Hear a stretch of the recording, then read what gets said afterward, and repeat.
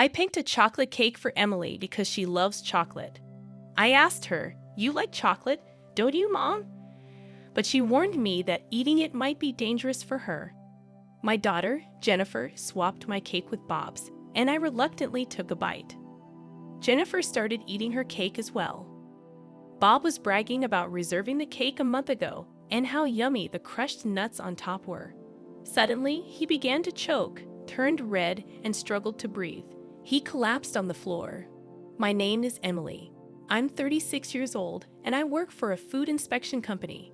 I live with my husband, who is 2 years older than me, and our 7-year-old daughter, Jennifer. I met Bob in a college club, and after we both got jobs, we started dating and got married 2 years later. A year after our marriage, we had our daughter, Jennifer. She was a late bloomer, starting to walk at the age of 2. We got her checked at various hospitals, but they found no issues. They said it was just individual differences and recommended waiting to see her progress. Bob was initially worried about Jennifer, but eventually became frustrated with her slow progress and began to ignore her. My mother-in-law, Diane, disliked Jennifer, thinking she had a disability, and never held her. Only my father-in-law was affectionate to her, often telling me how unique and wonderful she was, which made me happy. Bob was kind until we got married, but with Jennifer's issues, he became grumpy at home. He would slam tables and stomp loudly on the floor when things didn't go his way, making me scared. Bob's behavior stressed me out, leading to hormonal imbalances and menopause, preventing us from having more children. I remember sobbing with my head buried in the pillow. Bob became harsher, nitpicking about everything from cleaning to cooking. Every complaint was accompanied by a loud noise, and I was constantly jumpy and apologetic. Jennifer watched Bob's tantrums with a puzzled expression, but never seemed scared or cried. Bob treated Jennifer as if she were strange. Jennifer didn't speak much but quickly learned to read. She would focus on reading for hours, even encyclopedias and children's books. I believed she understood complex words. When Jennifer was about to start elementary school, they suggested placing her in a special education class due to her lack of speech. Bob was furious and demanded that it be fixed, storming off to the bedroom. As I held my head in my hands, Jennifer gently patted my back. Diane called the next day, expressing embarrassment at Jennifer attending such a class. Neither Bob nor Diane genuinely cared about Jennifer. It was all about their reputation. After consulting with counselors, school teachers, and municipal officers, Jennifer was placed in regular classes, despite my belief that the special needs class might be a better fit. I couldn't suggest it due to Bob and Diane's objections. When Jennifer started elementary school, I had some free time, and my temp agency offered me a permanent position. The job felt fulfilling compared to the stifling atmosphere at home. When I discussed it with Bob, he hesitated but asked me to take care of the house like before. He wanted help from Diane too. Diane began visiting our house frequently, making sarcastic remarks about the mess and my cleaning habits, which made me more meticulous, but she continued to complain. I endured the bullying from Diane for weeks, but I couldn't handle it anymore. I told her I could manage the house on my own, and she reluctantly agreed to stop coming over. However, right after that, Bob started spending more time at his parents' house. A little later, when Jennifer was in 2nd grade, my father-in-law, who had always been kind to her, suddenly passed away. At the funeral, I found it strange that Bob and Diane occasionally glanced at each other and laughed. It felt odd because funerals are usually sad occasions.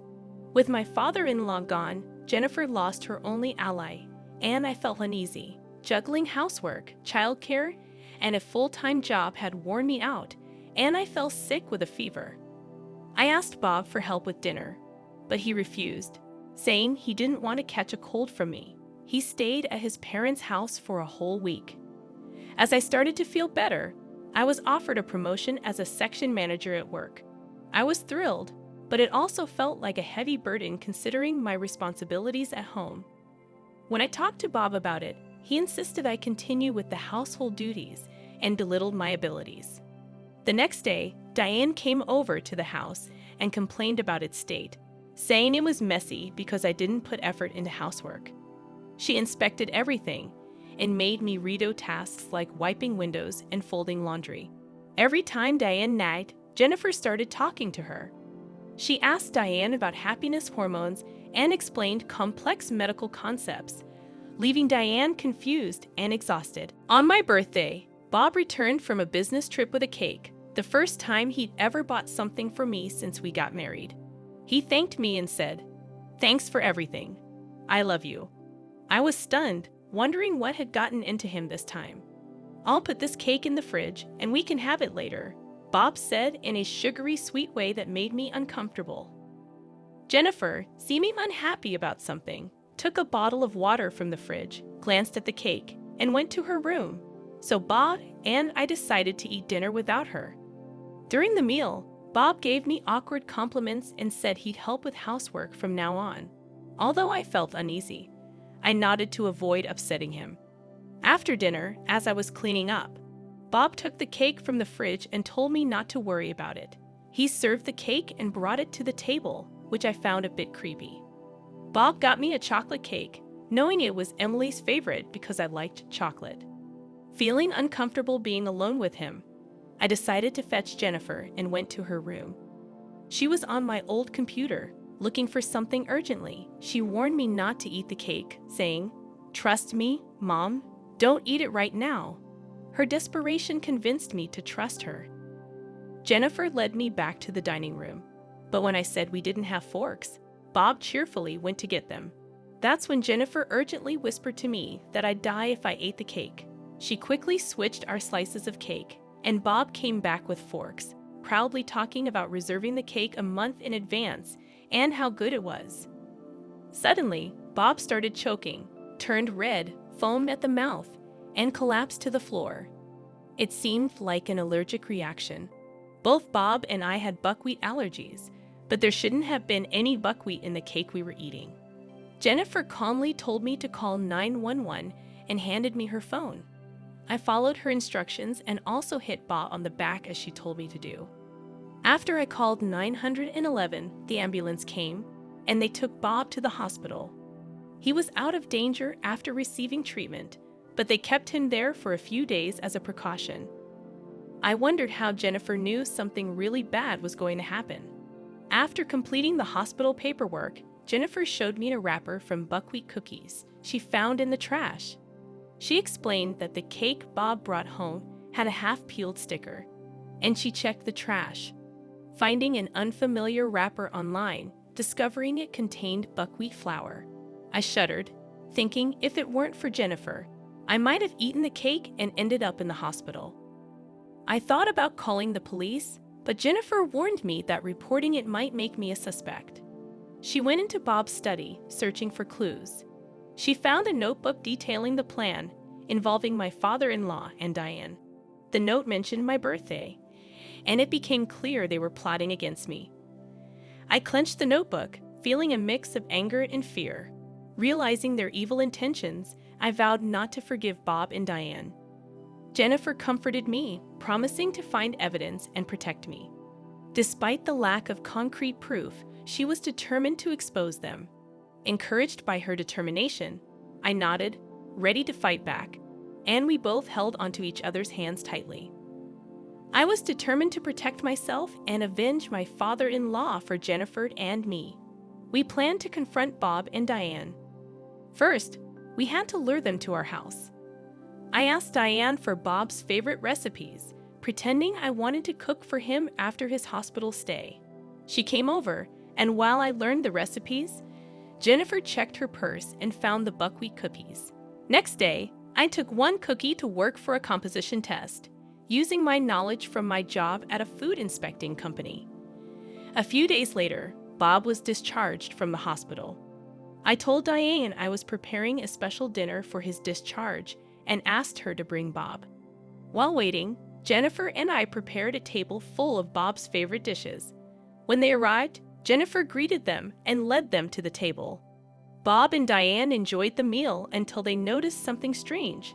They found seasoning on the table that matched the one mixed with the buckwheat cookies.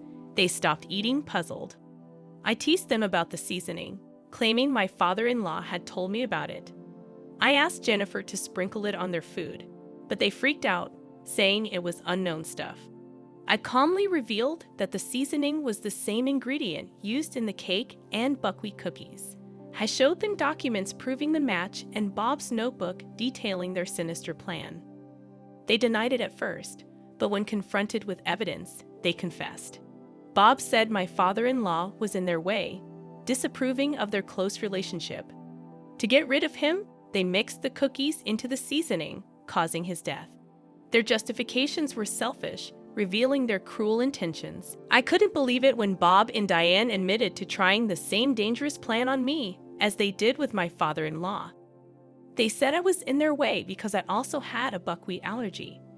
I told them I was going to call the police and submit the evidence.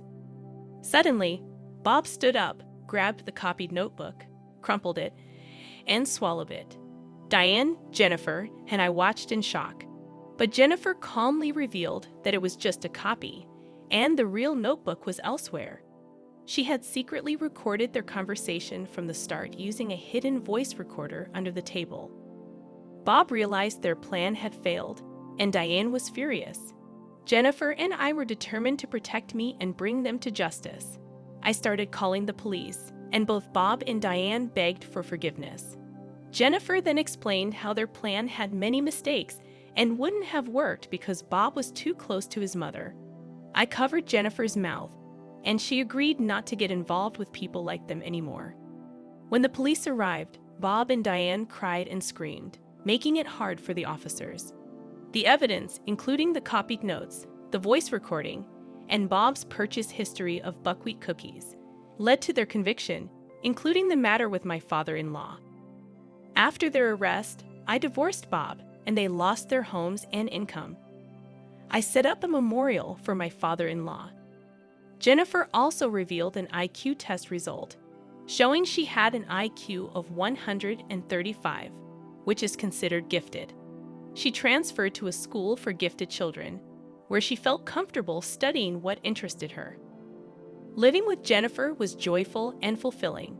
People said I looked younger, my menstrual cycle returned, and I felt happier. Jennifer hugged me often, saying it released oxytocin, the happy hormone.